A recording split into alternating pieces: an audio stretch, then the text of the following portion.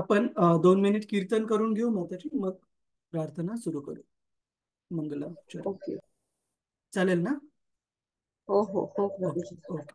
Screen दिसत आहे आपल्या सगळ्यांना? हो हो प्रभूजी. हरे हरे कृष्ण. हरे कृष्ण. हो. जय श्री श्री राधा माधव जी की जय. श्री श्री राधा गोविंद देव जी की जय. श्रील प्रभुपाद की जय. श्री श्री गौरांग महाप्रभु नित्यानंद प्रभु की जय. श्रील प्रभुपाद की जय. जय राधा माधव जय कुंद बिहारी. जय राधा माधव जय कुंद बिहारी. जय गोपी जन वल्लभा जय गिरिवरधारी. जय गिरिवरधारी.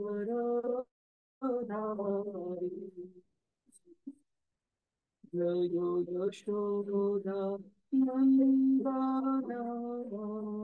जय ब्रजनंदना. जय जमुना तीरवरचारी. जय कुंज बिहारी. जय राधा माधव जय कुंज बिहारी. जय राधा माधव जय कुंज बिहारी. जय श्री कृष्ण चैतन्य प्रभु नित्यानंद. श्री अद्वैता गदाधर श्रीवासादि भक्तवृंदा. हरे कृष्ण हरे कृष्ण कृष्ण कृष्ण हरे हरे. हरे राम हरे राम राम राम हरे हरे. हरे कृष्ण हरे कृष्ण कृष्ण कृष्ण हरे हरे. हरे राम हरे राम राम राम हरे हरे. हरे कृष्ण कृष्ण कृष्ण हरे हरे. हरे राम राम राम हरे हरे. हरे कृष्ण कृष्ण कृष्ण हरे हरे. हरे राम राम राम हरे हरे. जय राधा माधव राधा माधव श्री राधे. राधा गोविंद राधा गोविंद श्री राधे.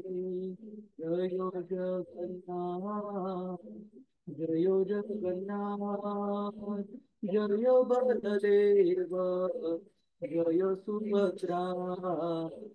जगन्नाथ स्वामी नयन पथगामी नयन पथगामी भवतु मे जय गोपाल जय गोपाल केशव माधव दीनदयाल जय गौरनिताय गौरनिताय गौरानिताय जय गौरानिताय जय जय प्रभुपाद प्रभुपाद प्रभुपाद प्रभुपाद जय जय गुरुदेव गुरुदेव गुरुदेव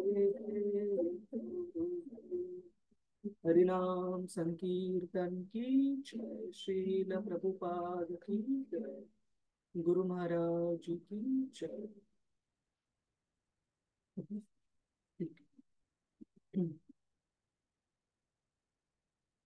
खूप खूप धन्यवाद रतिरूपा माताजी. इतकं सुंदर आपण सर्व प्रार्थना एकत्र केलेल्या आहेत इथे वर्ड डॉक्युमेंट मध्ये, तर आपल्या सगळ्यांना वाचण्यासाठी आणि पाठ करण्यासाठी पण मदत करतील या. मंगलाचरण तुम्ही पण कृपया म्हणण्याचा प्रयत्न करा. तुम्ही म्यूट ठेवू शकता जेणेकरून सगळ्यांना ऐकू येतील आणि तुम्हाला पण हळूहळू पाठ होतील या. ओम नमो भगवते वासुदेवाय. ओम नमो भगवते वासुदेवाय. ओम नमो भगवते वासुदेवाय. नारायणं नमस्कृत्य नरं चैव नरोत्तमं देवीं सरस्वतीं व्यासं ततो जयमुदीरयेत्. नष्टप्रायेषु अभद्रेषु नित्यं भागवत सेवया भगवतीरुत्तमा श्लोके भक्तिर्भवति नैष्ठिकी. कृष्णाय वासुदेवाय देवकीनन्दनाय च नन्दगोपकुमाराय गोविन्दाय नमो नमः. ॐ अज्ञानतिमिरन्धस्य ज्ञानाञ्जनशलाकया चक्षुरुन्मिलितं येन तस्मै श्रीगुरवे नमः. श्रीचैतन्यमनोभीष्टं स्थापितं येन भूतले स्वयं रूप कदा मह्यं ददाति स्वपदान्तिकं. वन्देऽहं श्रीगुरो श्रीयुतापदकमलं श्रीगुरोन् वैष्णवांश्च.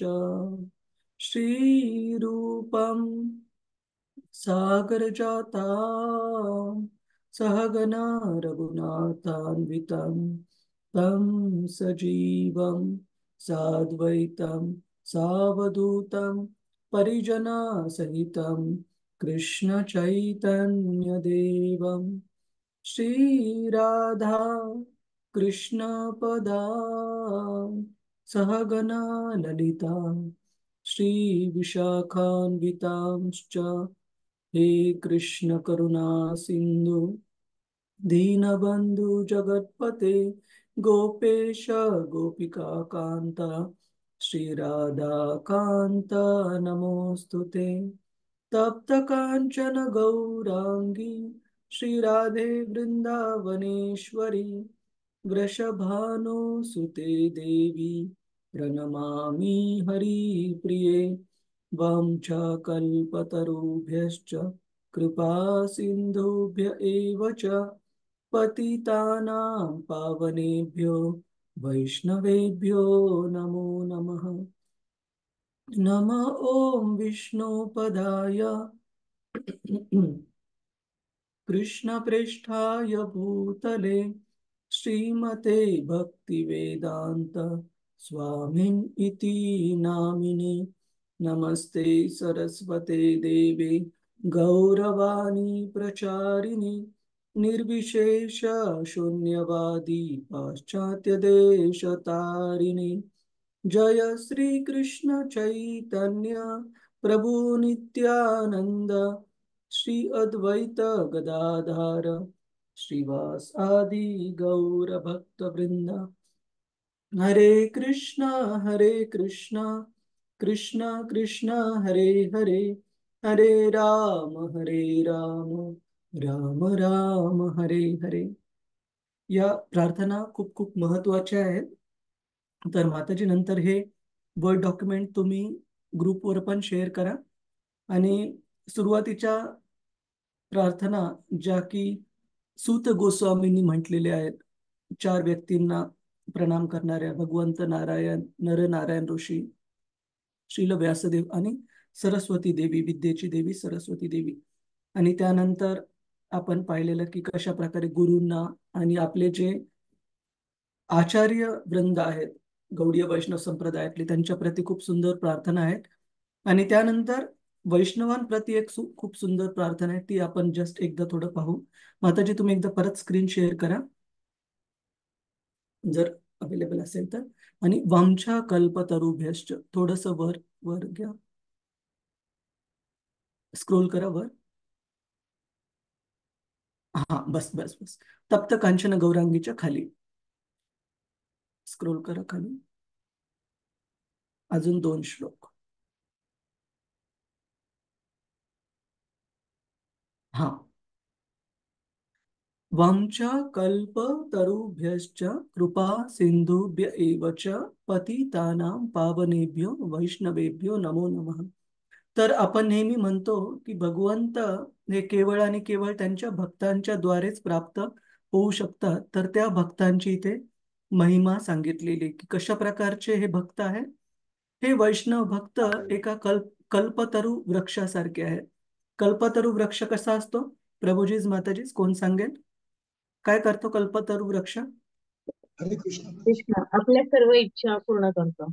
हा, आपल्या सर्व इच्छा पूर्ण करण्याची क्षमता त्या कल्पतरू वृक्षामध्ये असते। तर भगवंतांच्या भक्तांना अशा प्रकारे त्या कल्पतरू वृक्षासोबत वृक्षाप्रमाणे संबोधलेलं येत आहे, जे की सर्वांच्या कशा प्रकारची इच्छा, इच्छा म्हणजे अशा नाही धनम देही हे देही, भौतिक इच्छा नाही, आध्यात्मिक इच्छा, भगवंतांच्या भक्तीमध्ये जे प्रगती करण्याची जी इच्छा आहे, भगवंतांच्या भक्तीमध्ये स्वतःला जोडण्याची जी इच्छा आहे, ती अशा जर भगवंतांना आपण प्रसन्न केलं आणि ते भगवंतांचे भक्त किती पण बाहेरच्या दृष्ट्या सर्वसाधारण भक्त असू द्या, पण भगवंतांच्या डोळ्यांमध्ये हे सर्व भक्त खूप खूप आदरणीय आहेत।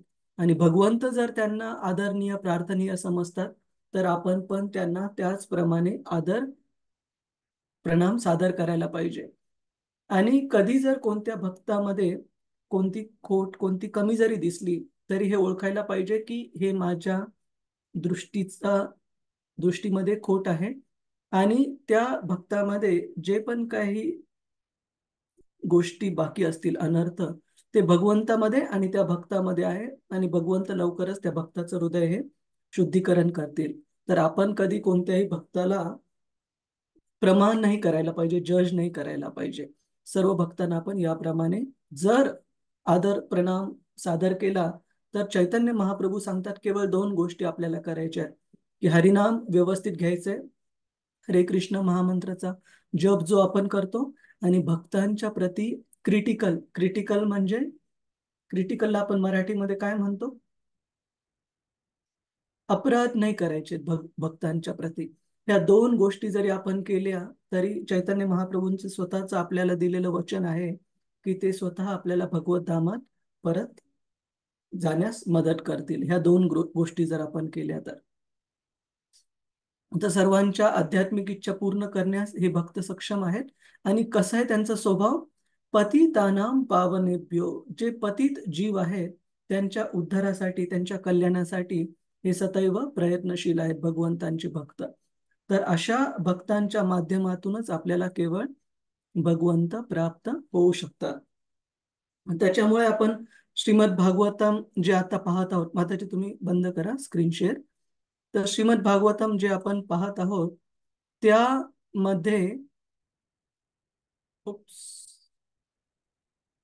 त्यामध्ये पण आपण पाहू शकतो की भागवतामध्ये कशाचं वर्णन आपल्याला जास्तीत जास्त सापडतं, जास्तीत जास्त नाही सगळीकडेच, सर्व स्कंदांमध्ये कुणाचं वर्णन आपण पाहत आहोत प्रभूजीच माताजीच? श्रीकृष्ण स्तुती. हा, श्रीकृष्ण स्तुती आहे. आणि ती श्रीकृष्ण स्तुती एखाद्या स्तोत्राच्या रूपामध्ये नाहीये, ती श्रीकृष्ण स्तुती आहे भगवंतांच्या भक्तांच्या जीवनातून आपण भगवंतांची स्तुती बघत आहोत. जसं श्रीमद भागवताचा पहिला स्कंद जर आपण पाहिला, त्याचे 3 भाग आहेत. पहिला भाग आहे नैमिषारण्यामधल्या ऋषी मुनींचे विचारलेले प्रश्न, आणि ते प्रश्न पण सर्वच्या सर्व एकच उद्देश आहे त्यांचा, ह्या येणाऱ्या कलियुगामधल्या पतित जीवांचा उद्धार कसा करता येईल. सर्व प्रश्न हे भगवंत कृष्णांशी संबंधित आहेत. आणि त्यानंतर आपण दुसरा भाग पाहिला की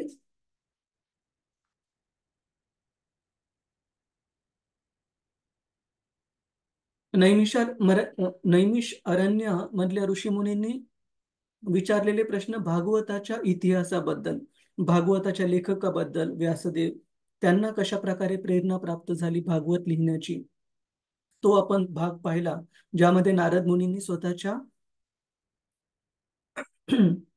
आधीच्या जीवनाचं वर्णन केलं दासीपुत्राच्या रूपामध्ये. तर हे पण भगवंतांची स्तुती आहे, पण कुणाच्या माध्यमातून स्तुती आहे प्रभूजी माताजी?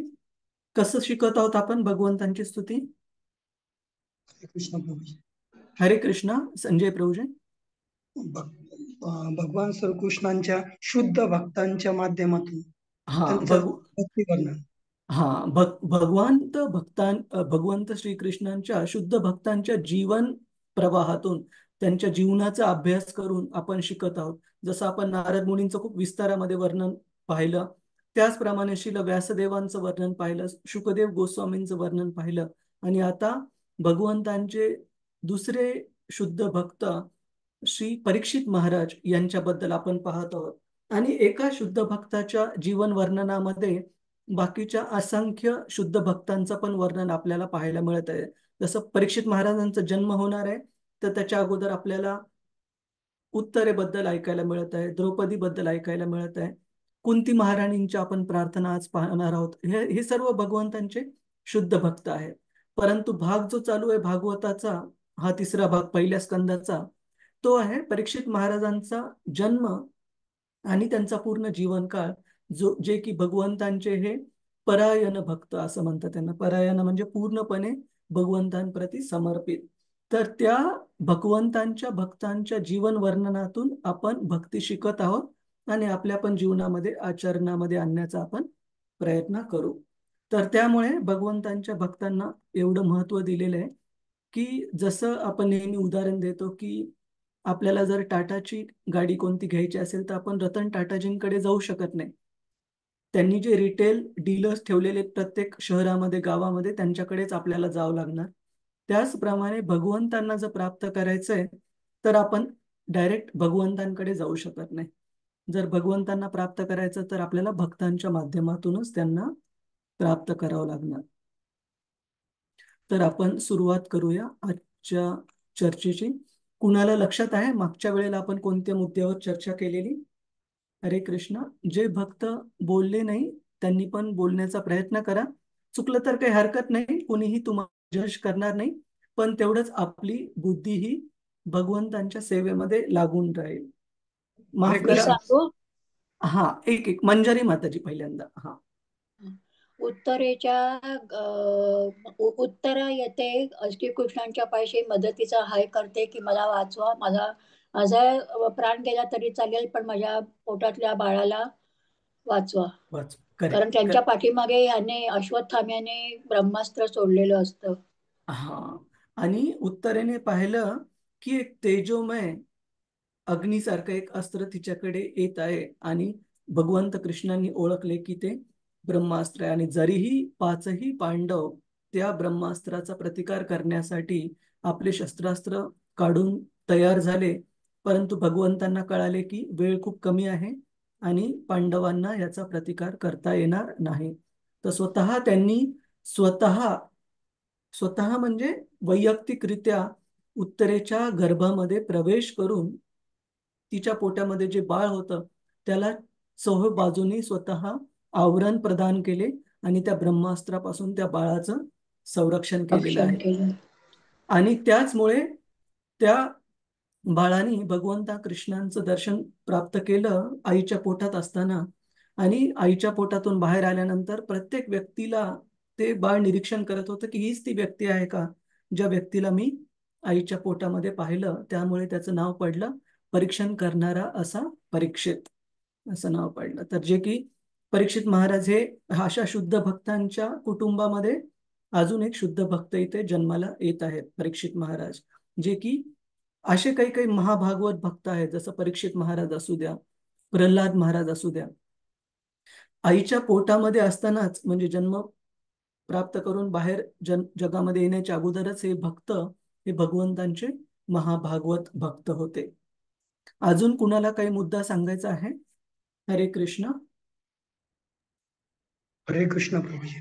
हरे कृष्ण. संजय पाटील बघूमे प्रभूजी. येस प्रभूजी. उत्तरेच्या गर्भामध्ये परीक्षित महाराजांचं रक्षण करण्यासाठी भगवान श्रीकृष्ण स्वतः उपस्थित होऊन त्यांनी शुद्ध भक्तांच्या रक्षण केलेलं आहे. तसंच त्यांनी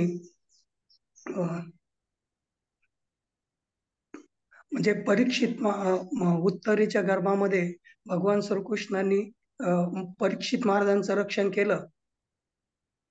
जे आपल्या भक्तासाठी प्रत्येक वेळेस परमेश्वर स्वतः उपस्थित राहून त्यांचं रक्षण करता आणि अतिशय अशा अण्वस्त्र म्हणजे अण्वस्त्राप्रमाणे असणाऱ्या या ब्रह्मास्त्राला नष्ट करण्याचं त्यांनी हे केलेलं आहे. हरे कृष्ण प्रभूजी. धन्यवाद धन्यवाद प्रभूजी. आणि आपण मागच्या वेळेला हा मुद्दा पण आत्ता प्रभूजींनी सांगितलं त्या बाबतीत पाहिलं की कशा प्रकारे ध्रुव महाराजांची आई पण त्यांना सांगितलं की हे बाळा, शेकडो आईंची माया आणि काळजी घेण्यासारखी समर्थ असे भगवंत आहेत. मी एक आई आहे तुझी आणि तुला वाटत आहे की मी खूप छान तुझी काळजी घेऊ शकते किंवा तुझ्या सर्व इच्छा पूर्ण करू शकते, परंतु अशा हजारो आईंचं जे प्रेम आहे, जी माया आहे, ती भगवंत प्रदान करण्यासाठी समर्थ आहे. तर तू कृपया अशा भगवंतांचं आश्रय घे. त्याच प्रकारे आपण इथे पाहतो की साक्षात स्वतः माता पण स्वतःच्या बाळाचा सांभाळ म्हणजे रक्षण करण्यासाठी ते असमर्थ आहे. भगवंतांना प्रार्थना करत आहे आणि भगवंत लगेच आपल्या शुद्ध भक्तांप्रती तात्काळ उपस्थित असतं. जसं आपण द्रौपदी मातेच्या पण त्या एपिसोडमध्ये पण पाहतो की द्रौपदीनी स्वतः सर्वस्वी कृष्णाला बोलवण्याची जस्ट एक क्षण हवा होता आणि ज्या वेळेस द्रौपदीने स्वतः पूर्ण समर्पण केलं, एक क्षणाचाही विलंब न करता भगवंत त्वरित तिथे उपस्थित होते, अनलिमिटेड असीमित मात्रेमध्ये साडीच्या रूपामध्ये. आणि आपण अजून एक मुख्य शब्द पाहिलेला अनन्य भक्तीबद्दल, आणि तुम्हाला मी म्हटलेलं की या शब्दावर आपण पुढच्या वेळेस चर्चा करू. तर तो शब्द त्याच प्रकारचा शब्द इथे पण आहे, सती. तर हा खूप महत्वाचा शब्द आहे. आपल्याला या शब्दाचा अर्थ एकाच प्रकारे माहिती आहे, ती म्हणजे पतिव्रता स्त्री. तर आपण आज पाहू आजच्या चर्चेमध्ये की कशा प्रकारे भगवंतांची भक्ती आपल्याला भागवत शिकवत आहे की आपली भगवंतांप्रतीची भक्ती ही सती असली पाहिजे. तर आपण ती पाहू. 17वा श्लोक वाचू. कुणाचा काही प्रश्न आहे आतापर्यंतच्या मुद्द्यांवर? हरे कृष्णा प्रभूजीज, माताजीज. गणेश कुलकर्णी प्रभुजी, किरण जाधव प्रभू, क्षितिजा माताजी, ललिता नाही माताजी. ठीक, नाही प्रभूजी. ओके, आपण पुढे जाऊ. आणि विनंती आहे बाकीच्या भक्तांना की तुम्ही पण सांगण्याचा प्रयत्न करा. चुकलं तर काही हरकत नाही, कुणीही तुम्हाला असं म्हणणार नाही की अरे बघा या प्रभूजींचं किंवा माताजींचं चुकलं. इथे आपण सगळे शिकत आहोत, तर बिलकुल तुम्ही हे बाळगू नका, चूक होईल असं काही. ठीक आहे. श्लोक क्रमांक 17.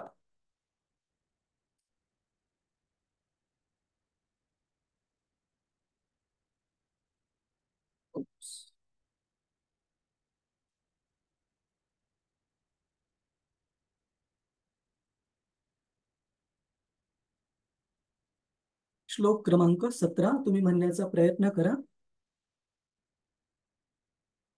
ब्रह्मतेजो विनिर्मुक्तैः ब्रह्मतेजो विनिर्मुक्तैः आत्मजै सह कृष्णया आत्मजै सह कृष्णया प्रयाणाभिमुखं कृष्णम् प्रयाणाभिमुखं कृष्णम् इदम् आह पृथा सती.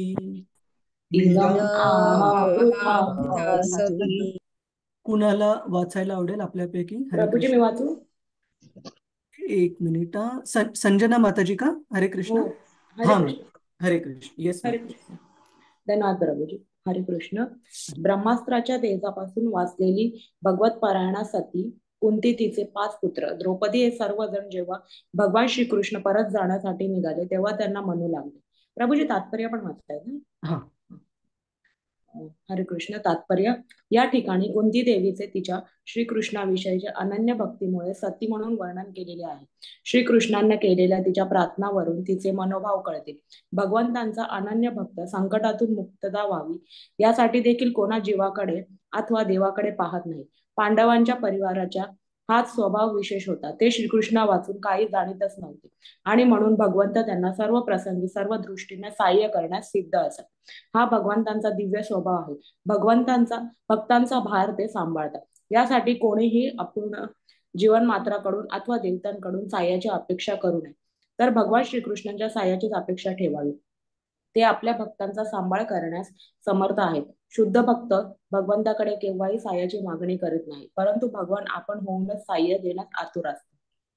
धन्यवाद माताजी. धन्यवाद. हरे कृष्ण. श्रील प्रभुपाद की जय. जय.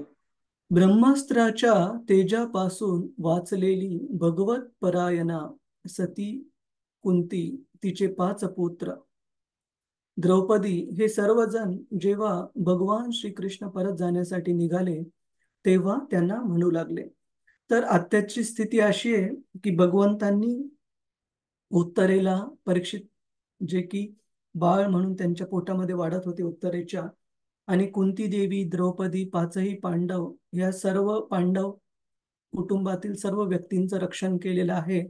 आणि आपले कार्य पूर्ण करून, म्हणजे जे आहे की धर्माचं शासन स्थापित करून, युधिष्ठिर महाराजांना, जे की धर्मसूत धर्म राज युधिष्ठिर महाराज होते, अशा धर्माचं पालन करणाऱ्या राजर्षी युधिष्ठिर महाराजांना त्यांनी पूर्ण जगाच्या सिंहासनावर बसवलेलं आहे.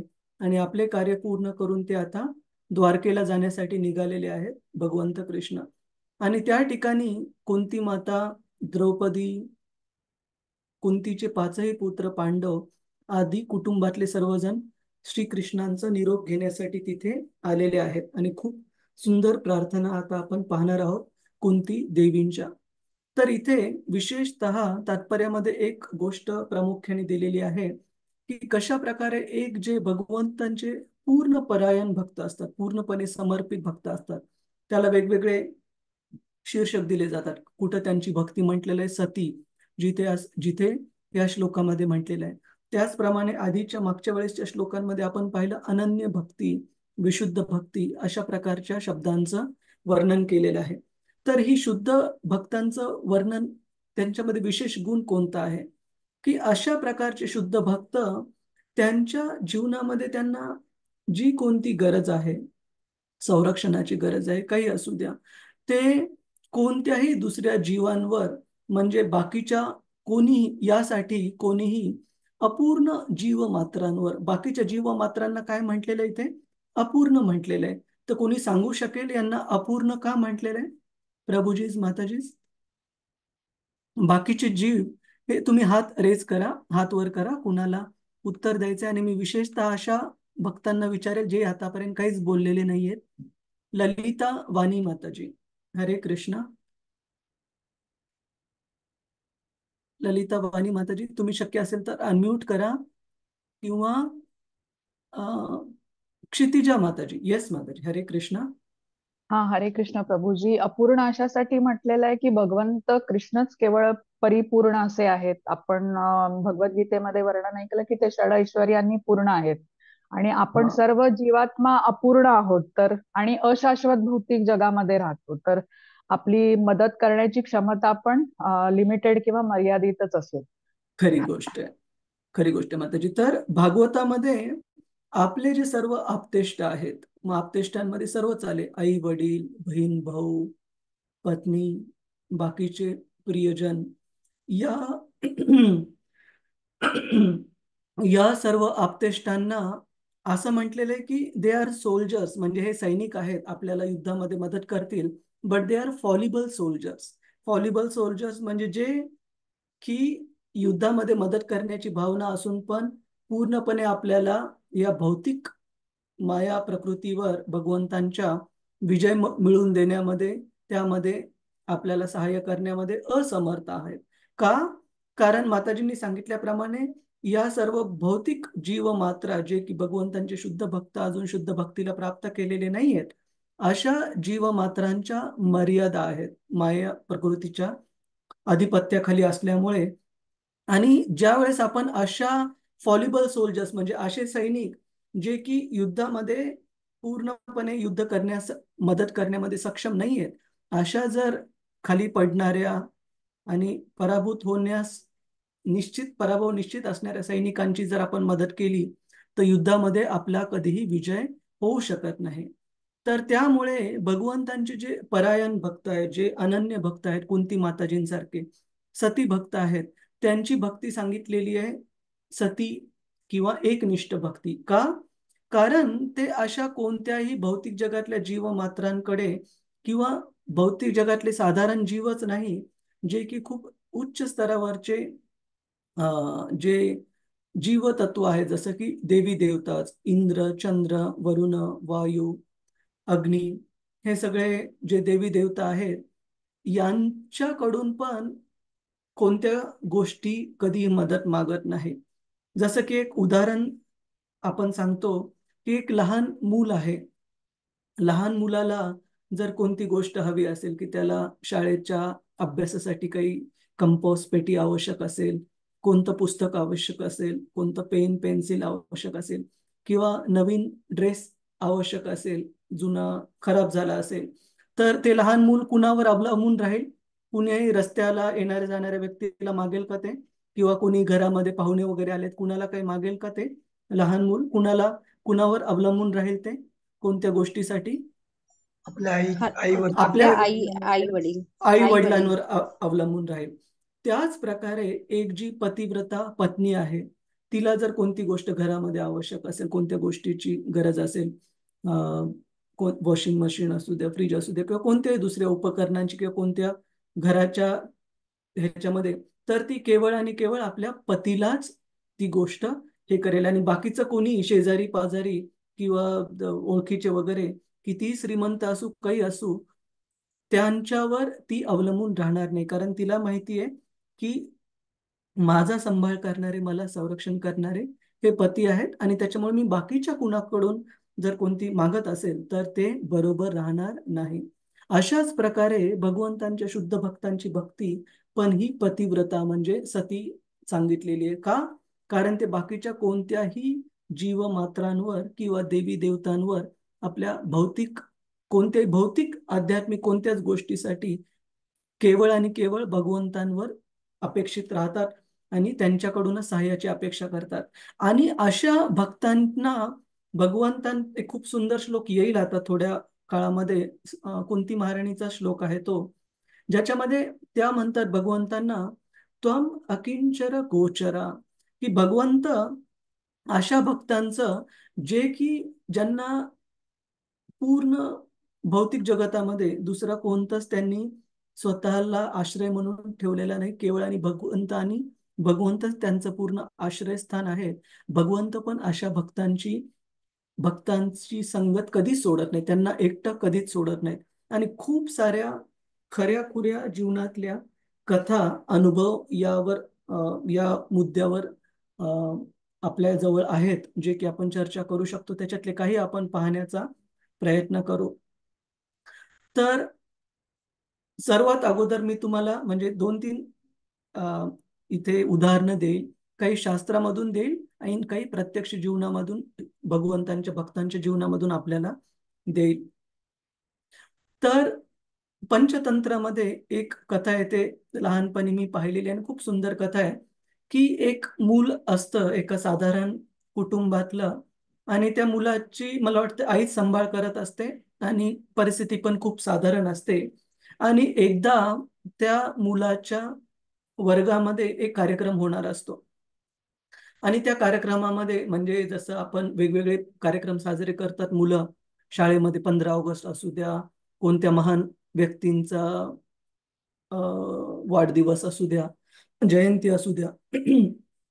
तर अशा कार्यक्रमासाठी म्हणजे बेसिकली ज्याला आपण घरून डब्बे वगैरे आणणे असं म्हणतो, तर वेगवेगळे जण वेगवेगळे चांगले पदार्थ घेऊन येणार असतात. पण हा जो विद्यार्थी असतो त्याला माहिती असते की घरची परिस्थिती खूप साधारण आहे, घरी आईला मागणं पण काही शक्य नाही, मग काय करावं. अशा रीतीने तो मुलगा आपल्या गावामधून शाळेत जाण्यासाठी निघतो आणि बरोबर काहीच घेतलेलं नसतं आणि खूप चिंतेमध्ये असतो. तर जंगलामधून जाण्याची जी त्याची वाट असते, तिथं त्याला एक गोप बालक मुलगा दिसतो आणि तो त्याला विचारतो की बाळा, तू कशामुळे एवढ्या चिंतेमध्ये आहेस, काय झालं. तर तो म्हणतो की मला शाळेमध्ये मी जात आहे आणि सर्वांना काही ना काहीतरी असं आणण्यासाठी सांगितलेलं आहे, पण मला हे लक्षात येत नाहीये की मी काय न्यायला पाहिजे शाळेमध्ये, माझ्याजवळ काहीच नाही. ते म्हटलं काही हरकत नाही, मी एक गोप बालक आहे आणि आमच्याकडे खूप सारं दूध दुभतं असं गाईंचं आहे, तर मी तुला एक छोट्याशा मटक्यामध्ये तुला दह्याचं मटकं देतो. तर तू हे दह्याचं छोटंसं मातीचं मडकं घेऊन जा आणि तुझ्या शिक्षकांना, बाकीच्या विद्यार्थी मित्रांना हे सांग की मी घरून हे दह्याचं मडकं आणलंय छोटं. तर तो मुलगा खुश होतो की चला, रिकाम्या हाती जाण्यापेक्षा काहीतरी सोबत घेऊन गेलेलं चांगलं. आणि तो दह्याने भरलेलं छोटंसं मडकं असतं, ते घेऊन जातो आणि शाळेमध्ये वर्गामध्ये जाऊन पाहतो तो खूप साऱ्या मुलांनी खूप सारं असं खूप छान छान बनवलेले खाद्यपदार्थ वगैरे आणलेले असतात. आणि ज्या वेळेस तो सगळ्यांना, विद्यार्थी मित्रांना आणि शिक्षकांना दाखवतो की मी हे दह्याने भरलेलं मडकं आणलंय, त्यावेळेस सर्वजण थोडंसं हसतात की त्यांना वाटतं की ही तर खूप साधारण ऑफरिंग आहे, की दह्याने भरलेलं मडकं याची काय किंमत आहे. परंतु ते स्वीकार करतात. परंतु नंतर त्या पंचतंत्राच्या गोष्टीमध्ये सांगितलेले आहे की ज्या वेळेस त्या मडक्यामधून ते दही काढण्याचा प्रयत्न करतात, तर एक मडकं दही काढल्यानंतर पण पुन्हा जे मडकं उघडून बघतात ते की सगळं संपलं का दही, पुन्हा ते भरलेलंच असतं दह्याने. पुन्हा त्याच्यातलं दही काढतात, पुन्हा ते भरलेलंच असतं. आणि हे पाहून सगळे खूप आश्चर्यचकित होतात, विद्यार्थी मित्र किंवा शिक्षक, आणि त्या मुलाला विचारतात की कुठून आणलं तू. तर मग तो शेवटी सांगतो की मला, मी जंगलामधून येत असताना एक गोप बालक मुलगा दिसला आणि त्याला मी सांगितलं की मला शाळेमध्ये नेण्यासाठी काही नाहीये, तर त्यांनी मला ही भेट म्हणून दिली. मग त्यांच्या सगळ्यांच्या लक्षात येतं की आपण किती मोठा अपराध केलेला आहे, की हे जे साक्षात भगवंतांनी ह्या मुलाला हे दह्याचं भांड दिलेलं आहे आणि ज्याच्यामधून किती पण दही काढलं तरी संपतच नाहीये. आणि अजून एक अशी कथा चैतन्य महाप्रभूंच्या जीवनामध्ये आपण पाहतो, की चैतन्य महाप्रभूंच्या जीवनामध्ये एक महान भक्त होऊन गेले, नरहरी सरकार, त्यांना नरहरी ठाकूर पण म्हटलं जातं. आणि त्यांच्या भावाचा मुलगा, आपण एक मिनिट पाहू काय नाव होतं त्यांचं, आपल्या लक्षात आहे पूजा राखे माताजी किंवा रतिरूपा माताजी, काय नाव होतं त्यांच्या पुतण्याचं. नाही प्रभूजी.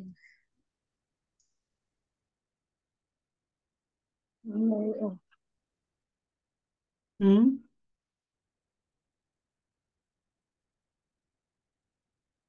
नरहरी लोचनदास ठाकूर, एक मिनिट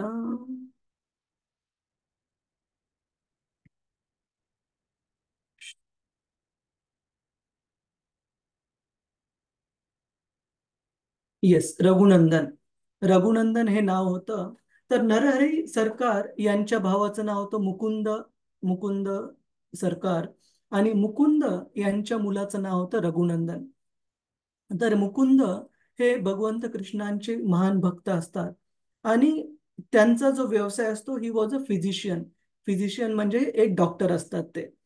तर त्यांना कुठे काही कामानिमित्त एकदा जायचे बाहेर गावी असल्यामुळे ते आपल्या लहान मुलाला रघुनंदनला सांगून जातात की हे बाळा, की आज मी घरी नसणार आहे, तर कृपया तू भगवंतांना भोग दाखवण्याची जी सेवा आहे, भोग अर्पण करतो आपण घरी, तर ती कृपया तू मदत कर आईला. तर आई तुला भोगाची प्लेट बनवून देईल आणि तू ती भगवंतांना ऑफर कर, आणि भगवंत जरूर स्वीकार केला पाहिजे, भक्तिभावाने ऑफर कर. तर हा मुलगा म्हणतो की ठीक आहे. आणि वडील जातात बाहेर गावी. त्याच्यानंतर आई स्वयंपाक करते आणि भोगाची प्लेट तयार करून, ताटली तयार करून त्या लहान मुलाला देते, तुळशी वगैरे घालून, की जा भगवंतांना अर्पण कर. आणि वडिलांनी, आई वडिलांनी शिकवल्याप्रमाणे हा जो लहान मुलगा असतो रघुनंदन, तो ऑल्टर वर जातो आणि भगवंतांच्या समोर ती ताटली ठेवून प्रार्थना म्हणायला लागतो भगवंतांना भोग अर्पण करण्याच्या. आणि ज्यावेळेस त्या प्रार्थना पूर्ण होतात, तर आपल्याला माहिती आहे की ब्रह्मसंहितेमध्ये सांगितले, अंगानी यस्य सकलेंद्रिय वृत्तिमंती, की भगवंतांचं प्रत्येक जे अंग आहे ते प्रत्येक दुसऱ्या अंगाचं पण कार्य करू शकतं. जसं आपल्याला पाहायचंय तर केवळ आणि केवळ आपण डोळ्यांनीच पाहू शकतो. कोणत्या गोष्टीचा वास घ्यायचा आहे तर केवळ आणि केवळ नाकानेच वास घेऊ शकतो. कोणता जो ध्वनी ऐकायचा आहे तर केवळ आणि केवळ कानानेच ऐकू शकतो. पण भगवंतांच्या इंद्रियांमध्ये अशा प्रकारच्या मर्यादा नाहीये. भगवंत केवळ दृष्टीपाताने पण, पाहून पण त्यांना दाखवलेला जो भोग आहे तो स्वीकार करू शकतात. त्यांना पर्सनली, फिजिकली एखादी गोष्ट खाण्याची गरज नाहीये ती स्वीकार करण्यासाठी. तर अशा प्रकारे रघुनंदन याने ज्या वेळेस तो भोग भगवंतांना अर्पण केला, आपल्यापैकी कुणाला ही गोष्ट माहिती आहे? पूजा माताजी, रतिरूपा माताजी, नाही प्रभूजी. अंजली माताजी, हरे हरे कृष्ण प्रभूजी. हरे कृष्णा, विजया माताजी. प्रभूजी, आम्हाला ह्याची नामदेव महाराजांची गोष्ट माहिती आहे. अच्छा अच्छा माताजी, ठीक आहे, चालेल. आपण ही आधी पूर्ण करू. हा. तर नाही, हरे इतर पद्धतीची बघा. हरे हरे कृष्ण. कृष्ण प्रभूजी. तर रघुनंदन याने अशा प्रकारे भगवंतांना भोग अर्पण केल्यानंतर त्याची अपेक्षा होती की भगवंतांनी हा भोग स्वीकार करावा. लहान मुलाची जी समज असते की स्वीकार करावा म्हणजे पर्सनली खावा. तर ज्यावेळेस तो भोग तर तिथेच होता, भगवंतांनी स्वीकार केला पाहून, पण तो भोगाची जी ताटली होती ती भरलेलीच होती. आणि रघुनंदन याला असं वाटलं की आपले वडील रोज भोग अर्पण करतात तर भगवंत तो स्वीकार करतात, पण आपल्याला कदाचित व्यवस्थितपणे भगवंतांना भोग अर्पण करता येत नाहीये. त्याच्यामुळे भगवंत आज हा भोग स्वीकार करत नाहीयेत, खात नाहीयेत. त्याच्यामुळे तो खूप निराश झाला आणि तिथे ऑल्टरच्या तिथेच बसून रडू लागला की भगवंत स्वीकार का करत नाहीयेत. आणि भगवंतांनी आपल्या या लहान शुद्ध भक्ताची ज्यावेळेस भावना पाहिली, की त्याला निराश न करण्यासाठी भगवंत स्वतः येऊन तो भोग त्यांनी स्वीकार केला. प्रत्यक्ष रूपामध्ये त्या ताटलीतलं सर्वची सर्व भोग त्यांनी स्वीकार केला, पूर्ण ताटली स्वच्छ केली. आणि नंतर रघुनंदन जो मुलगा होता तो खूप खुश झाला की चला, मेहनत करून का होईना भगवंतांनी भोग स्वीकारला, हे महत्वाचं आहे. आणि त्यांनी ती रिकामी ताटली आईजवळ आणून दिली. तर पहिल्यांदाच त्या स्त्रीने पाहिलेलं की आपण भगवंतांना भोग अर्पण केलेली ताटली ही रिकामी होऊन आली.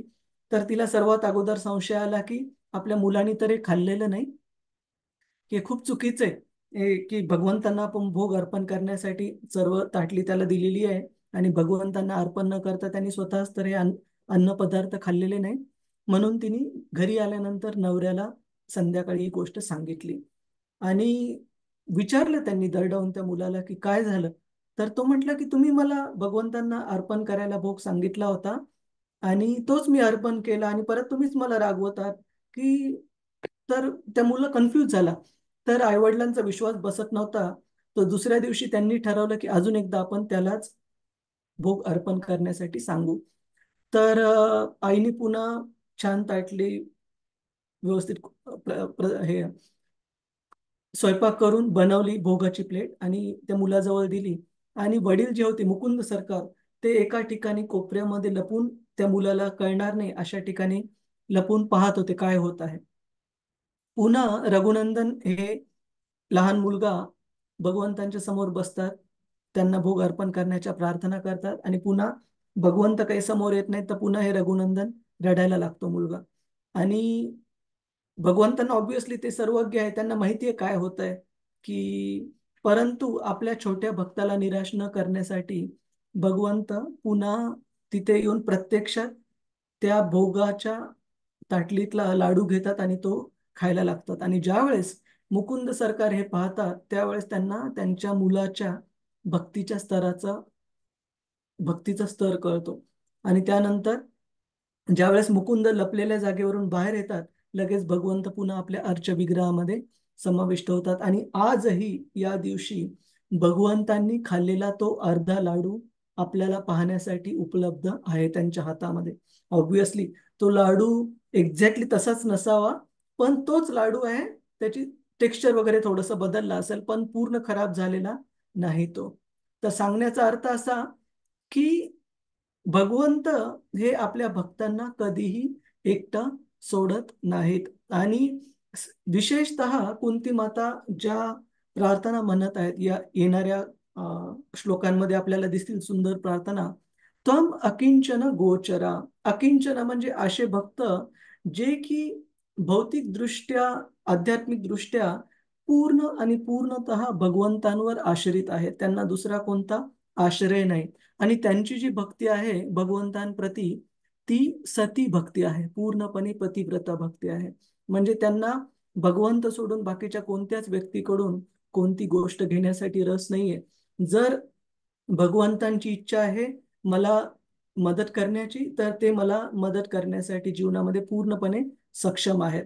आणि जर भगवंतांची इच्छा आहे की मी ही गोष्ट फेस करावी, याचं तोंड द्यावे, तर मी निश्चित माझा पूर्ण प्रयत्न करेल. पण बाकीच्या कोणत्याही देवी देवतांकडून किंवा भौतिक जगातल्या व्यक्तींकडून मला कोणती गोष्ट नको आहे. केवळ आणि केवळ भगवंत माझा सांभाळ करण्यासाठी पूर्णपणे सक्षम आहेत. अजून एक शेवटची गोष्ट, आणि ही प्रत्यक्ष जीवनातली, हे पण आत्ता जी सांगितलेली रघुनंदन सरकार यांची जी गोष्ट आहे ती पण प्रत्यक्ष जीवनातली गोष्ट आहे. चैतन्य चरितामृत मध्ये याचा उल्लेख आहे. त्याचप्रमाणे एकदा श्रील प्रभुपादांनी काही त्यांच्या भक्तांना एक त्यांच्याकडून चूक झालेली प्रभुपादांच्या बद्दल त्यांची महती गाण्यामध्ये, तर प्रभुपादांना, आणि ती चूक मोठी होती, लहान नव्हती, तर प्रभुपादांनी त्यांना इस्कॉन आंतरराष्ट्रीय कृष्ण भावनामृत संघ या संस्थेमधून बाहेर केलं, 4 भक्तांना. आणि त्या भक्तांना खूप पश्चाताप झाला आपण केलेल्या चुकीचा, आणि त्यांनी खूप प्रार्थना केली प्रभुपादजींना की आम्हाला परत घ्या. तर प्रभुपादजींनी परत घेण्यास तयार झाले, पण एका अटीवर, की या भक्तांनी वेगवेगळ्या ठिकाणी जाऊन आंतरराष्ट्रीय कृष्ण भावना संघाच्या मंदिरांची, त्यांच्या सेंटरची स्थापना करावी आणि तिथे प्रचार प्रसार करावा. तर भक्त तयार झाले. तर याच भक्तांपैकी काही भक्त एकदा प्रचार प्रसार करण्यासाठी दुसऱ्या शहरामध्ये गेले. आणि तुम्ही विचार करा, नवीन शहरामध्ये जाणं जिथं कुणी एकही व्यक्ती ओळखीचा नाही, खिशांमध्ये पैसे वगैरे नाही आहेत, आधार नाही त्याचा, आणि आपल्या गुरुची आज्ञा आहे प्रचार प्रसार करण्याची. मग एका ठिकाणी सकाळी पोहोचले आणि तिथे एका पार्क मध्ये ते जाऊन बसले. आणि आता 2 वेळेच्या प्रसादाची पण भ्रांत, काय करायचं. पण त्याच वेळी सकाळी ते तिथे बसलेले असताना एक मुलगा आला तिथे, आणि तो मुलगा त्यांना म्हटला की हे काही दूध आहे का, जार मध्ये त्यांनी गरम केलेलं दूध आणलं होतं आणि काही ब्रेडचे पॅकेट आणले होते. त्याने सांगितलं की मला माझ्या आईने पाठवलंय, तिने तुम्हाला पाहिलं दुरून की तुम्ही बराच वेळ झाले या पार्कमध्ये बसलेला आहात आणि तुमच्याकडे खाण्याची वगैरे काही व्यवस्था दिसत नाहीये, तर तिने मला हे पाठवलं तुमच्यासाठी, तिथे सकाळचा नाश्ता म्हणून तुम्ही कृपया स्वीकार करा. आणि त्या भक्तांना एवढं आश्चर्य वाटलं की ज्यावेळेस भगवंत भक्तांची काळजी घेण्याचं ठरवतात, त्यावेळेस त्या भगवंतांच्या भक्तांना काळजी करण्याचं कारण नाहीये की 2 वेळची पोळी भाजी चटणी भाकरी जे पण काही आहे, आपल्या ज्या पण काही गरजा आहेत, याचा अर्थ असा नाही की आपण आळशी बना. यांच्यापैकी आळशी कोणीच नाहीये, भगवंतांसाठी पूर्ण क्षमतेने कार्यरत आहेत, भगवंतांसाठी पूर्ण क्षमतेने सेवा अर्पण करत आहेत. परंतु त्यांच्या जीवन चालवण्याची जी जिम्मेदारी आहे, आपण जर भगवंतांवर थोडं अवलंबून राहिलो, भगवंत जरूर आपल्याला कधी खाली पडू देणार नाहीत किंवा आपला होऊ देणार. पण फक्त एवढंच लक्षात ठेवायचं की समर्पित असण्याचा अर्थ आहे पूर्णपणे आपल्या पूर्ण क्षमतेने आपण त्यांच्या सेवेमध्ये गुंतलेलं असलं पाहिजे. असं नाही की दे रे हरी पलंगावरी, असं नाही. अशा आळशी भक्तांना आपण समर्पित भक्त म्हणू शकत नाही. आणि एक्झॅक्टली असाच आत्ता सांगितलेला प्रसंग चैतन्य चरितामृत मध्ये पण येतो, जिथे श्री कृष्णांच्या एका महान शुद्ध भक्तांबद्दल वर्णन आहे, श्री माधवेंद्र पुरी. माधवेंद्र पुरी हे भगवंतांचे नित्य सहयोगी भक्त आहेत आध्यात्मिक जगतामध्ये. आणि या भौतिक जगतामध्ये श्री चैतन्य महाप्रभूंच्या लीलेमध्ये आपण पाहतो की माधवेंद्र पुरी हे ज्या वेळेस गोवर्धन पर्वताच्या परिक्रमा करत असताना एका कुंडाच्या बाजूला, मला वाटतंय गोविंद कुंड का सुरभी कुंड, ह्या दोन्हीपैकी एका, मला वाटतंय गोविंद कुंडाच्या बाजूला ज्यावेळेस एका झाडाखाली कृष्णाचं नामस्मरण करत बसले होते, जप करत बसले होते. कित्येक तास गेले पण परंतु त्यांनी काही अन्न ग्रहण केलेलं नव्हतं. आणि हे भगवंतांचे पराभक्त असल्यामुळे ते कुठे भिक्षुकी वगैरे मागण्यासाठी पण जात नव्हते. भगवंतांच्या दयेने काही आलं तर स्वीकार केलं, नाही तर जे आहे त्याच्यामध्ये समाधानी राहिला. तर तिथे आपण पाहतो की कशा प्रकारे एक गोपबालक मुलगा आला आणि तो मुलगा माधवेंद्र पुरींना त्या मुलाने एक मातीचं मडक्यामध्ये दूध ऑफर केलं. आणि तो मुलगा म्हणाला की हे बाबा, की ह्या गावामध्ये म्हणजे गोवर्धनच्या आजूबाजूला पण काही खेडे आहेत, तर ह्या गोवर्धनच्या गावामध्ये हा पूर्ण माझा परिसर आहे आणि इथे आलेला कोणताही व्यक्ती भुकेला राहणार नाही, उपाशी राहणार नाही, ही माझी अशी इच्छा आहे. त्याच्यामुळे तुम्ही कृपया, खूप वेळ झाला काही तुम्ही खाल्लेलं नाहीये आणि माझ्या आईनी मला हे दुधाचं मडकं आपल्याला देण्यासाठी इथे पाठवलेलं आहे, तुम्ही कृपया याचा स्वीकार करावा. आणि माधवेंद्र पुरींनी ते स्वीकारलं आणि थोडा वेळ जप करत बसले. त्यानंतर ज्यावेळेस त्यांनी तो प्रसाद म्हणून सेवन केलं, त्या दुधाची चव घेतल्यानंतर त्या माधवेंद्र पुरींना, शुद्ध भक्त असल्यामुळे, कळालं की तो जो आलेला मुलगा होता तो साक्षात भगवंत कृष्णाशिवाय दुसरं कोणीही नव्हता. तर असे खूप सारे अनुभव आहेत. आपण प्रत्यक्ष जीवनामध्ये पण उदाहरण पाहतो भगवंतांच्या महान अनेक संत व्यक्तींचं, जसं तुकाराम महाराजांचं, की पूर्णच पूर्ण संसार त्यांचा विठ्ठलावरच अवलंबून होता. की तुकाराम महाराज 24 घंटे आपण पाहतो की विठ्ठलाच्या भक्तीमध्ये मग्न असायचे. घर जे चालायचं ते केवळ आणि केवळ विठ्ठलाच्या कृपेवरच चालायचं. आणि त्यांच्या पत्नीने, आपण तुकाराम महाराज मूवी मध्ये पाहतो की त्यांना एकदा दोनदा कोणता व्यवसाय करण्यासाठी विनंती केली आणि त्यांनी तो स्वीकारला पण, व्यवसाय नाही असं नाही. परंतु तो व्यवसाय करत असताना पण तुकाराम महाराजांचं जे तन मन धन, पूर्ण जी त्यांचं बुद्धी होती ती केवळ आणि केवळ भगवंतांच्याच भक्तीवर जोडलेली होती. तर अशा भगवंतांप्रती खूप साऱ्या वैष्णव गीतांमध्ये पण सांगितलेलं आहे. एक दोन वैष्णव गीत मी ते दाखवण्याचा प्रयत्न करेल आपल्याला. 1 मिनिट द्या.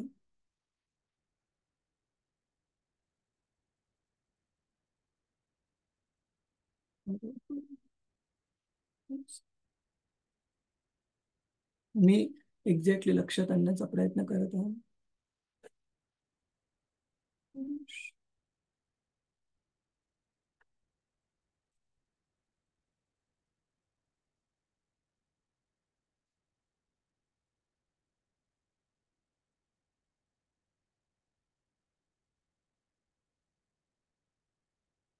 अशा वैष्णवांबद्दल इथे वैष्णव सॉन्ग मध्ये सांगितले आहे, तोमारा हृदय सदा गोविंद विश्राम, गोविंद कहे न मोर वैष्णव परान. की अशा वैष्णवांबद्दल सांगितलंय की अशा वैष्णवांच्या, शुद्ध भक्तांच्या हृदयामध्ये सदा सर्वदा भगवंत गोविंद कृष्णांचा त्यांना राहायला आवडतं. आणि भगवंत कृष्ण म्हणत आहेत की असे वैष्णव माझा जीव आणि प्राण आहेत. आणि असे अजून एक वैष्णव सॉन्ग आपल्याला सांगायचं आहे.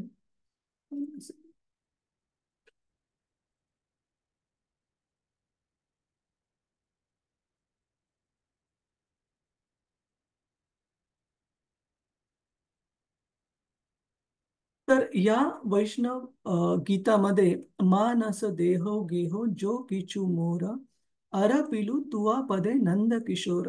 श्रील भक्तिविनोद ठाकूर प्रार्थना करत आहेत की हे प्रभू, मानस म्हणजे मन, देहो म्हणजे देह, आपलं हे शरीर, देहो गेहो जो किचू मोर, आणि देह संपत्ती जे काही माझ्याकडे आहे, मी आपल्या चरणांप्रती हे अर्पण करत आहे आपल्या सेवेमध्ये, नंद किशोर.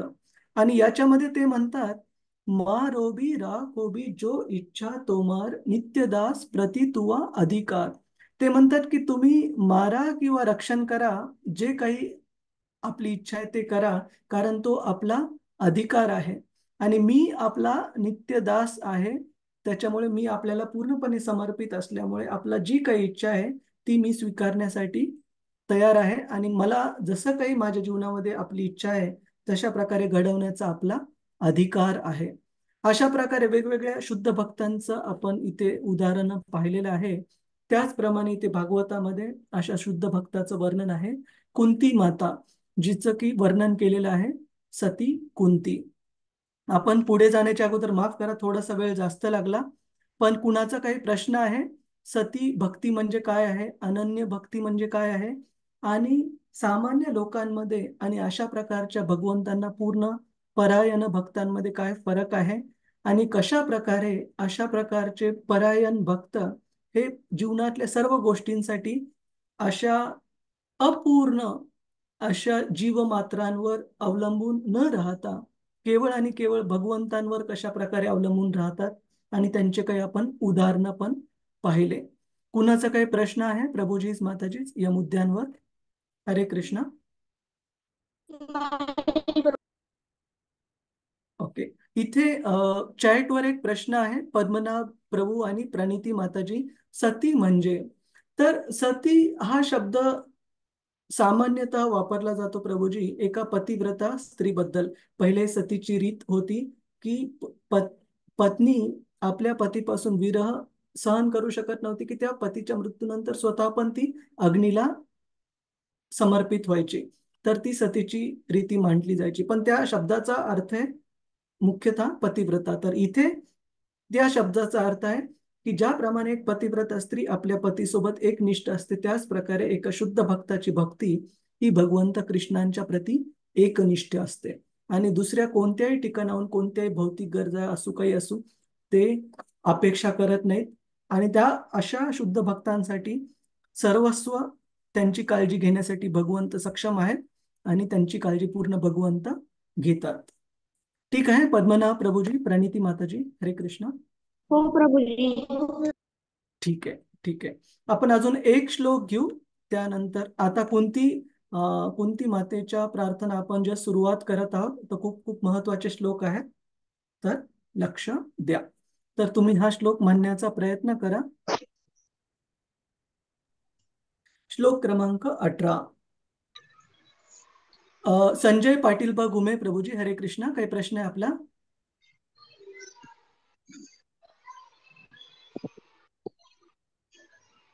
प्रभूजी काही प्रश्न आहे आपला? संजय प्रभूजी. ठीक आहे, आपण श्लोक म्हणू. हरे कृष्णा प्रभूजी, दंडवत प्रणाम. हरे कृष्णा, दंडवत सुधीर प्रभूजी. हा प्रभूजी, हा. जसे विशिष्ट भक्तांना अनुभव येतात भगवंताचे प्रत्यक्ष म्हणजे साक्षात्कार, आपण साधक आहोत, त्या मार्गाने चाललो आहोत, तर आपल्याला म्हणजे असं त्यांच्याप्रमाणे आपण कसं घडू आपल्याला स्वतःला? हा, तर खूप छान प्रश्न आहे. सर्वात अगोदर की यापैकी कोणत्याच शुद्ध भक्ताची अशी अपेक्षा कधीच नसती की भगवंतांनी प्रत्यक्षात येऊन मला दर्शन द्यावं, मला मदत करावी. आपण ज्या शुद्ध भक्तांचे उदाहरण पाहिले, जसं माधवेंद्र पुरी, त्यांना एम्बरेसिंग म्हणजे त्यांना खूप ऑकवर्ड, ओशाळल्यासारखं वाटलं की आपण भगवंतांना सेवा अर्पण करायला पाहिजे आणि भगवंतांकडून आपण सेवा प्राप्त केली, खूप चुकीचं आहे असं त्यांना वाटलं. तर सांगण्याचा अर्थ असा की भगवंतांचे भक्त कधी अशी अपेक्षा करत नाहीत की आपण भगवंतांना प्रत्यक्ष त्यांच्याकडून काही स्वीकार करावा, परंतु भगवंत हे भक्तांप्रती इतके काळजी करतात की ते भगवंतांच्या म्हणजे त्यांच्या भक्तांना काही कमी पडू देत नाहीत. कोणत्या रूपात येतील, कशा प्रकारे, आदान प्रदान करतील ती त्यांची इच्छा झाली. तर आपला जो प्रश्न आहे की आपण कशा प्रकारे आपल्या भक्तीमध्ये मार्गक्रमण करावं, तर अशा प्रकारे करावं की आपली इच्छा असली पाहिजे, माझी जी चेतना आहे ती भौतिक गोष्टीतून निघून भगवंतांच्या सेवेमध्ये जोडली जावी. याचा अर्थ असा नाही की आपण आपले काम धंदे सगळे सोडून द्यावेत, पण ते कार्य करताना, ती नोकरी, तो व्यवसाय करताना, तो कुटुंबाचा सांभाळ करताना पण भगवंतांच्या भक्तीमध्ये सेवा म्हणून आपण जर सर्व कार्य करायला लागलो, भगवंतांच्या भक्तीमध्ये मोठं करण्यासाठी, प्रोत्साहन देण्यासाठी जर म्हणून आपण कुटुंबात प्रमुख म्हणून कुटुंबातल्या सदस्यांचा सांभाळ करायला लागलो, तर ती पण भक्तीच झाली. रूपामध्ये भक्ती म्हणजे भगवंतांच्या बद्दलची जी शिल प्रभुपादांची जी पुस्तकं आहेत, ग्रंथ आहेत, भगवद्गीता, त्यांचं अभ्यास करणे, भगवंतांबद्दल ऐकणे. तर आपण श्रवणम कीर्तनम विष्णू स्मरणम ह्या 2-3 गोष्टींनी जरी सुरुवात केली तर इथे सफिशियंट पर्याप्त आहे प्रभूजी. ठीक आहे. आपण कधी असा हट्ट नाही धरला पाहिजे की भगवंत माझ्या समोर आले तरच करे. ज्यावेळेस आपला स्तर येईल कदाचित भगवंत त्यांची इच्छा असेल तर प्रकट करतील, ती त्यांची इच्छा झाली. आपला कधी पण इच्छा असली पाहिजे की जोपर्यंत मी भगवंतांच्या सेवेमध्ये नियमित, एकदा नाही नियमित गुंतलेलो आहे तोपर्यंत ठीक आहे.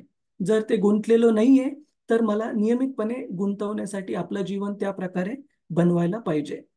ठीक आहे सुधीर प्रभूजी.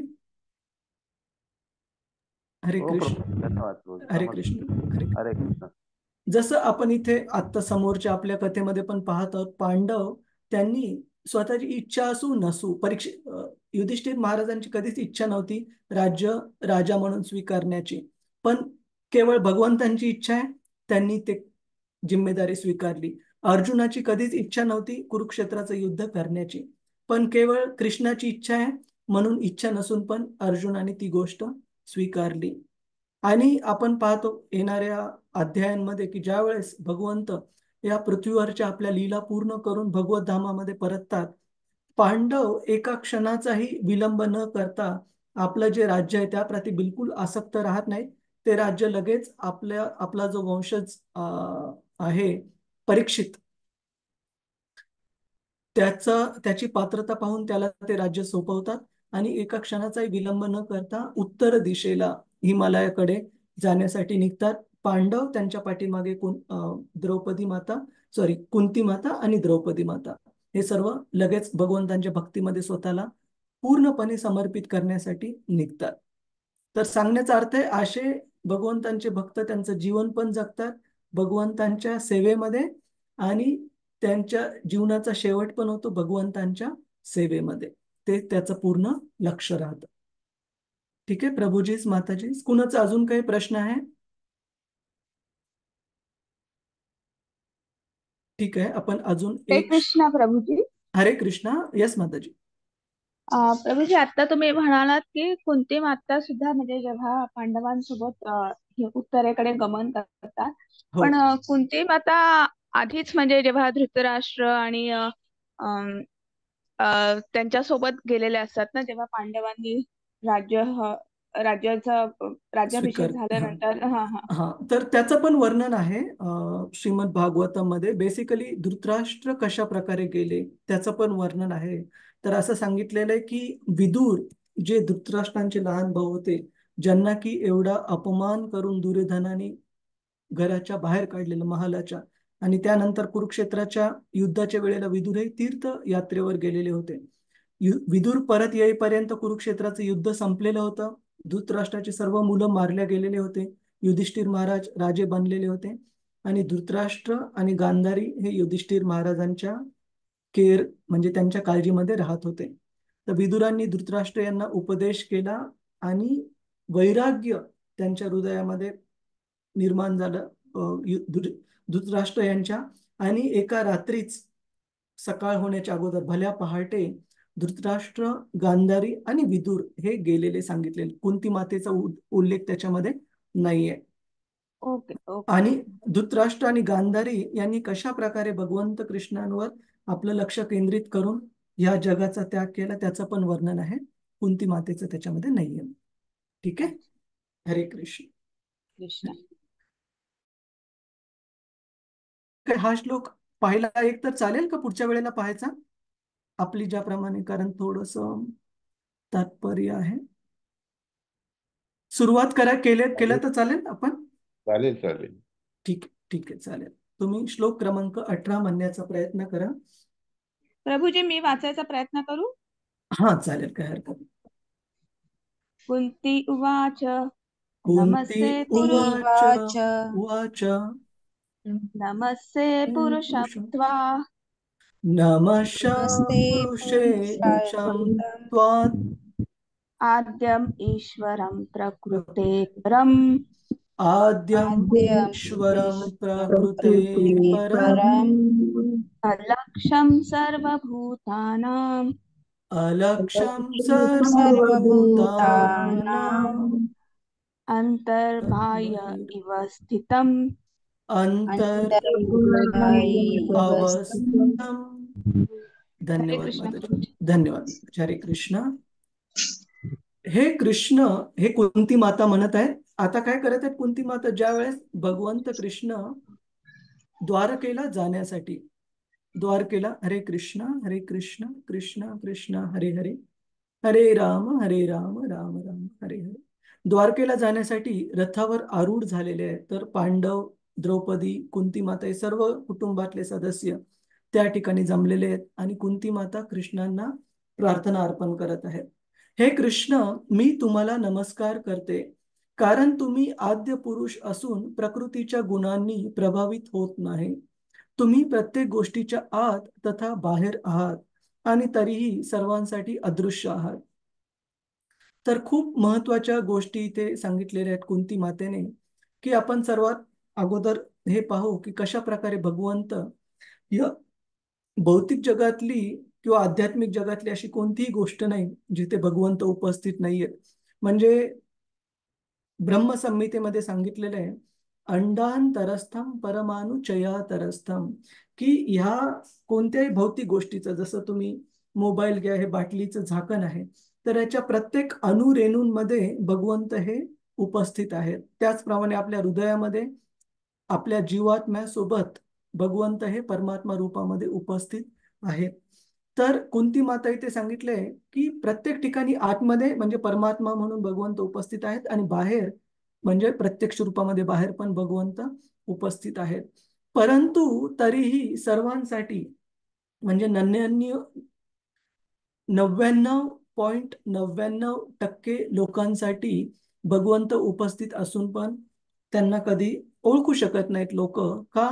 कारण त्यांचे जे डोळ्यांची दृष्टी आहे ती मायेच्या आवरणाने झाकलेली आहे. ज्या प्रकारे आपण उदाहरण देऊ शकतो दुर्योधनाचं. भगवंत हे पांडवांच्या समोर ज्या प्रकारे उपस्थित होते त्याच प्रकारे दुर्योधनाच्या समोर पण उपस्थित होते. पण पूर्ण जीवनकाळ गेला आणि पूर्ण जीवनकाळच गेला नाही तर भगवंतांनी स्वतः त्यांना प्रत्यक्षात आपलं विश्वरूप पण दाखवलं.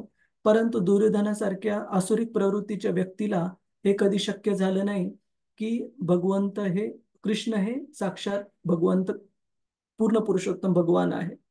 अशा प्रकारे अभक्त व्यक्तींसाठी ते नेहमी अदृश्य राहतात. तर तात्पर्यामध्ये कुंती माता इथे म्हणत आहेत, सांगितलेलं आहे, भगवान हे कुंतीचे पुतणे म्हणून वावरत असले तरी श्रीमती कुंतीला कृष्ण हे मूळ भगवान आहेत याची चांगली जाणीव होती. अशी विदुषी स्त्री स्वतःच्या पुतण्याला नमस्कार करण्याची चूक करणार नाही, म्हणून ती त्यांचा भौतिक ब्रह्मांडापलीकडचा परमपुरुष असा उल्लेख करून बोलली. जरी सर्व जीव सुद्धा दिव्य आहेत तरीही कोणीही मूळ आणि अच्युत असा नाही. भौतिक प्रभावामुळे जीव मात्र पतित होऊ शकतात, परंतु भगवंतांबाबत तसे नाही. म्हणून वेदांमध्ये जीव मात्रांचा प्रमुख नित्यो नित्यानाम चेतन चेतनानाम एको बहुनाम यो विदधाती कामान असे त्यांचे वर्णन केलेले आहे. नित्यो नित्यानाम म्हणजे साक्षात जे नित्य शाश्वत असे जीव आहेत त्यामध्ये भगवंत हे सर्वात श्रेष्ठ असे शाश्वत आहेत. कशामुळे सर्वात श्रेष्ठ शाश्वत आहेत? आपण जीवात्मा म्हणून शाश्वत असलो तरी भौतिक अवस्थेमध्ये आपल्याला जन्म मृत्यू ह्या साखळीतून जावं लागतं. परंतु भगवंतांना कधीही जन्म मृत्यू जरा व्याधी ह्या साखळीतून जावं लागत नाही. आपण भगवद्गीतेत पाहतो 4थ्या स्कंदामध्ये अर्जुन म्हणतात की हे भगवंत, आपण म्हणत आहात की आपण सर्वात अगोदर ही गीतेचं ज्ञान सूर्यदेवांना प्रदान केलं. मग आपण तर कंटेम्पररी आहोत, म्हणजे आत्ते भाऊ मामे भाऊ आहोत. मग आपण तर सोबतच मोठे झालो. मग असं कसं काय की तुम्ही हे ज्ञान सूर्यदेवांना प्रदान केलं आणि माझ्या कसं काय लक्षात नाही, कारण मी लहानपणापासून तुम्हाला पाहिलेलं आहे. पण भगवंत सांगतात की हे अर्जुन, आपल्या दोघांचे हजारो लाखो वेगवेगळ्या जन्मांमध्ये आपण एकत्र होतो, परंतु अर्जुन तुझं शरीर बदलत आलेलं आहे, परंतु मी बदललेलो नाहीये. त्याच्यामुळे माझं शरीर दिव्य आहे आणि मला हजारो लाखो जन्मांपूर्वी मी जे कार्य केलेलं आहे ते माझ्या चांगलं लक्षात आहे. परंतु तुझं शरीर बदलत असल्यामुळे तू ह्या गोष्टी लक्षात तुझ्या नाहीयेत. हा फरक आहे भगवंतामध्ये आणि आपल्यामध्ये. आपण शाश्वत आहोत, परंतु आपली शाश्वतता ही संबंधित आहे आपल्या शुद्ध भक्तीतील आपल्या स्थित होण्यावर. परंतु भगवंतांची शाश्वतता ही कधीच ढळत नाही, अढळ आहे. आणि चेतनच चेतनाना, चेतन असणे म्हणजे माहिती असणे. आपण म्हणतो की तो व्यक्ती सचेतन आहे. सचेतन म्हणजे त्याला सर्व गोष्टींची माहिती आहे. तर अशा चेतन जीवमात्रांमध्ये भगवंत हे सर्वश्रेष्ठ चेतनात्मक आहेत. चेतनच चेतनाना, सर्वश्रेष्ठ सचेतन आहेत. का? कारण भगवद्गीतेत सांगितलंय की आपल्याला थोड्या प्रमाणामध्ये आपल्या शरीरामध्ये काय चालू आहे याची कल्पना आहे. आता तुम्ही जर विचारलं की थोड्या वेळापूर्वी नाश्ता झाला होता, तर एक्झॅक्टली त्या अन्न कणांचं कशा प्रकारे पचन चालू आहे, मी पुस्तकी भाषेमध्ये तुम्हाला कदाचित थोडंफार सांगू शकेल. पण मला पूर्ण माहिती नाही की जीवनातली प्रत्येक जी पेशी आहे ती कशा प्रकारे कार्यरत आहे. परंतु भगवंत हे सर्व जीवांचे सचेतन आहेत. तर त्यांना तुमच्या माझ्या सर्व जीवांच्या हृदयामध्ये काय सुरू आहे, शरीरामध्ये काय सुरू आहे, पूर्णपणे ज्ञात आहेत भगवंतांना. आणि त्याचे खूप सारे उदाहरण आपण पाहतो. जसं की कुरुक्षेत्राच्या युद्धभूमीवर ज्या वेळेस भीष्मांनी 5 बाण फायनलाइज केले, ज्या 5 बाणांनी ते दुसऱ्या दिवशी पांडवांना मारणार होते, तर भगवंतांना लगेच कळालं आणि भगवंतांनी अर्जुनाला पाठवलं दुर्योधनाकडे जाऊन ते 5 बाण मागण्यासाठी. तर अशा प्रकारे भगवंत हे पूर्णपणे सचेतन आहे. आपण सीमित मात्रेमध्ये चेतन आहोत. तर या पुढचं आपण पुढच्या वेळेला चर्चा करू. हरे कृष्ण. इथे टायपो मिस्टेक आहे ना, पूतने भाचे. हा, बेसिकली पूतना म्हणा भातचा म्हणा, वसुदेव हे पूतन्या कुठून लिहिलेलं आहे. इंग्रजीमध्ये प्रभुपादजी शब्द वापरतात नेफ्यू. तर नेफ्यू हा शब्द मराठीमध्ये आपण पूतण्याला पण वापरतो, भाच्याला पण वापरतो. पण नात्यामध्ये तुम्ही जे म्हणत आहात ते बरोबर आहे. कुंती मातेचे वसुदेव हे भाऊ लागत होते, त्याप्रमाणे कुंती माता ही भगवंतांची आत्या लागत होती आणि अर्जुनाचे कृष्ण हे मामे भाऊ लागत होते. ठीक आहे माताजी. हरे कृष्ण. हरे कृष्ण. अजून कुणाचा काही प्रश्न आहे प्रभूजीज माताजीज? हरे कृष्ण प्रभूजी, दंडवत प्रणाम. हरे कृष्ण. दंडवत प्रभूजी. साधनेविषयी प्रश्न आहे, विचारू दे का प्रभूजी? हा हा. जेव्हा आपण नाम जपायला बसतो तर मन एकाग्र होत नाही, म्हणजे मनामध्ये सांसारिक विचारच जास्त येतात. तर मन भगवंतावर म्हणजे फोकस करण्यासाठी आपण काय केलं पाहिजे, काय प्रयत्न केला पाहिजे? नामजप एकाग्र होण्यासाठी काय केलं पाहिजे आपण? हा, आपण काही प्रयत्न निश्चित करू शकतो की दिवसाचा बिझी काळ सुरू होण्याच्या अगोदर ब्रह्म मुहूर्तामध्ये, म्हणजे सूर्य उगवण्याच्या अगोदरचा जवळपास 1.5 तास, तो खूप विशेष कालावधी सांगितला आहे आध्यात्मिक गोष्टींच्या आचरणासाठी. तर त्या काळामध्ये ज्यावेळेस बाहेरचं जग झोपलेलं आहे, तो काळ हा खूप अनुकूल असा काळ आहे आपलं मन एकाग्र करण्यासाठी. कारण असं सांगितलंय, जसं जसं दिवस पुढे जातो, म्हणजे सूर्य सकाळपासून दुपारकडे जातो, तसं सत्वगुणाचा प्रभाव कमी होऊन जे मोड ऑफ पॅशन रजोगुण आहे त्याचा प्रभाव वाढत जातो. त्याचप्रमाणे दुपारनंतर जसा जसा दिवस ढळत संध्याकाळकडे जातो तसा रजोगुणाचा प्रभाव कमी होऊन तमोगुणाचा प्रभाव वाढत जातो. त्यामुळेच आपण पाहतो की जे पाप कृत्य होण्याचे जे ठिकाण आहेत, मग बिअर बार असू, नाच गाण्याचे ठिकाण असू, हे जास्त रात्री जास्त चालू राहतात. तुम्ही सकाळच्या 9 वाजताच्या सूर्याच्या प्रकाशामध्ये त्यांना काम करायला सांगा, त्यांना आवडणार नाही ते. का? कारण सत्वगुणाचा प्रभाव जास्त आहे आणि लोकांना पण त्या कार्यामध्ये रस राहणार नाही त्या काळाला. म्हणतात पहाटे भगवंतांचं नाव घ्यावं. का? कारण काळ अनुकूल आहे, तर आपण एक करू शकतो की त्या काळामध्ये सकाळच्या ब्रह्ममुहूर्तामध्ये आपण भगवंतांचा जप करण्याचा प्रयत्न करू शकतो. त्याचप्रमाणे जी जपाची तयारी होते ती संध्याकाळपासून होते, की संध्याकाळी शक्य होईल तेवढं झोपेच्या 2 तास अगोदर तरी प्रसाद घेणे, जास्त उशिरा न जेवण करणे, शक्य असेल तर लवकर झोपणे, शरीराला व्यवस्थित विश्रांती देणे आणि शक्य झालं तर 10-15 मिनिटं भगवंत कृष्णांबद्दल वाचून नंतर झोपणे. कृष्ण बुक आहे, जसं भागवत आहे, याच्यामधून भगवंतांबद्दल वाचून जर आपण झोपलो तर शांत झोप लागेल आणि सकाळी आपण ज्यावेळेस बसू त्यावेळेस आपलं मन इकडे तिकडे भरकटण्याची शक्यता बरीच कमी असेल. असं सांगितलं जातं की 2 तास आपण जे जपासाठी देतो, बाकीचे 24 तासातले 22 तास जे आहेत ते त्या 2 तासाची तयारी असली पाहिजे, की आपण ज्या प्रकारे आपला दिवस लीड करू त्याच प्रकारे आपले विचार पण राहणार. जर आपण खूप भौतिकवादी व्यक्तींच्या संगतीत राहिलो आणि खूप भौतिक गोष्टींच्या बद्दल विचार करत राहिलो तर स्वाभाविकतः तेच विचार आपल्या डोक्यामध्ये येणार. तर आता दिवसा बाहेरच्या जगाशी आदान प्रदान करताना तर आपल्या हातात नाहीये, भौतिकवादी व्यक्तींशी आपल्याला आदान प्रदान करावंच लागतं. पण संध्याकाळी घरी आल्यावर निश्चित आपण थोडा वेळ भगवंतांबद्दल वाचून त्यांच्याबद्दल ऐकून आपलं चित्त शुद्ध करू शकतो, जेणेकरून त्या 2 तासातला आपला जे जे विचार आहेत ते पण इकडे तिकडे जास्त भरकटणार नाहीत प्रभूजी. ठीक आहे. आणि अजून एक गोष्ट जाणायला पाहिजे की एक रूम आहे प्रभूजी. समजा आता माझा पुण्याचा फ्लॅट बरेच दिवस बंद होता, तर त्या फ्लॅटचं मला वाटतं जवळपास 8-9 वर्ष म्हणजे फ्लॅट वापरण्यात होता किरायाने वगैरे ते, पण एक रूम बंद होती, त्याच्यात सामान ठेवलेलं होतं. तर 8-9 वर्षानंतर ज्यावेळेस ती रूम उघडलेली आहे तर आतमध्ये धुळीचे थर दिसतील आपल्याला. तर तुम्ही जर रूम उघडली तर थोडीफार धूळ हवेमध्ये असेल, पण ज्यावेळेस आपण झाडून काढायला सुरुवात करतो त्यावेळेस पूर्ण रूम मध्ये काय होते, धुरळा होऊन जातो. तर याचा अर्थ असा नाही की आपण झाडून काढणं थांबवायला पाहिजे, झाडून काढत आहोत म्हणून धूळ वाढली. जर झाडून नाही काढलं तर त्या रूम मध्ये अस्वच्छता अजून जास्त राहील. पण एकदा झाडून काढू, ते धुळीचे थर कमी होतील, मे बी थोडेसे धुळीचे कण राहतील. पुन्हा एकदा झाडून काढू, पुन्हा एकदा फडक्याने स्वच्छ करू, पुन्हा एकदा मॉपिंग करून घेऊ, नंतर ती रूम राहण्यालायक स्वच्छ होऊन जाईल. त्याचप्रमाणे आपल्या मनाचं पण आहे की ज्यावेळेस आपण जप करायला बसतो त्यावेळेस त्या मनाचं पहिल्यांदा झाडून काढत आहोत.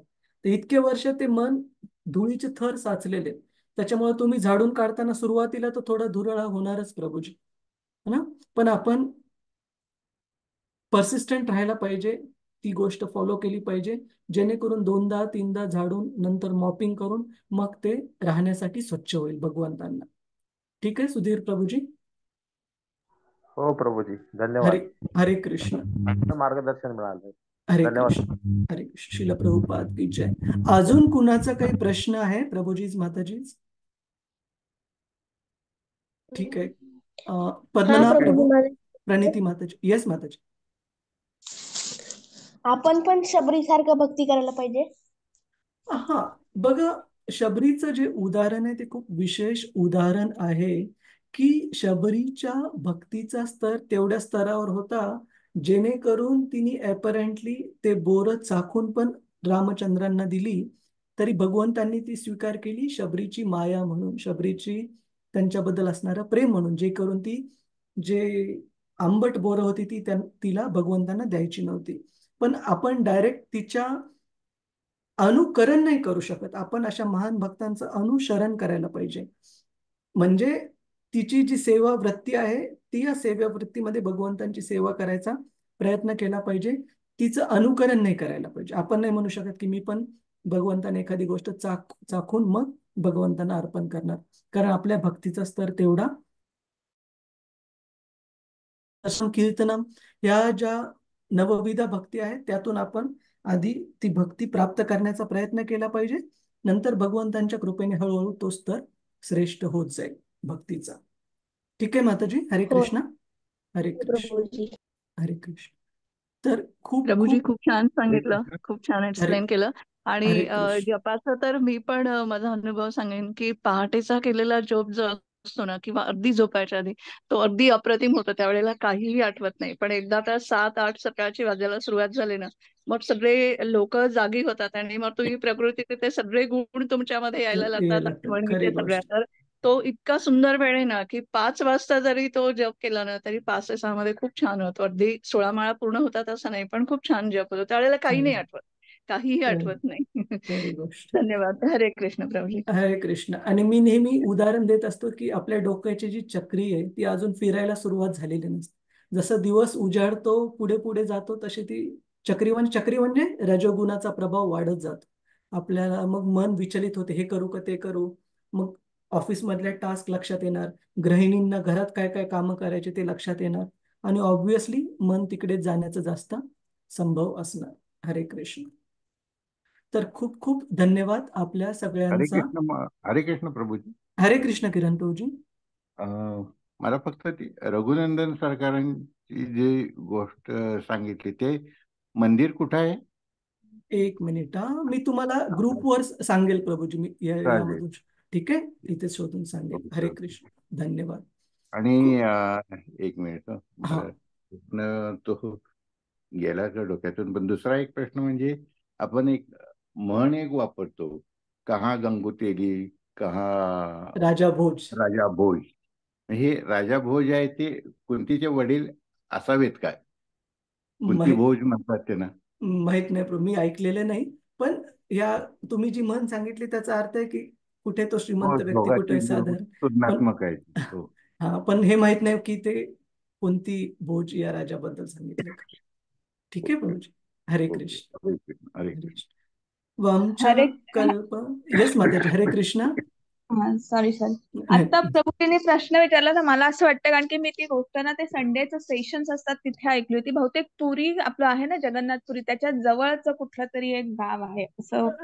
रघुनंदन ठाकूर यांचं का? हो हो हो हो हा हो हो. हा, हा, मी जर तुम्हाला ते मला एक्झॅक्ट मिळालं तर गाव पुढच्या सांगेन. शनिवारी वाटते सांगू शकतो.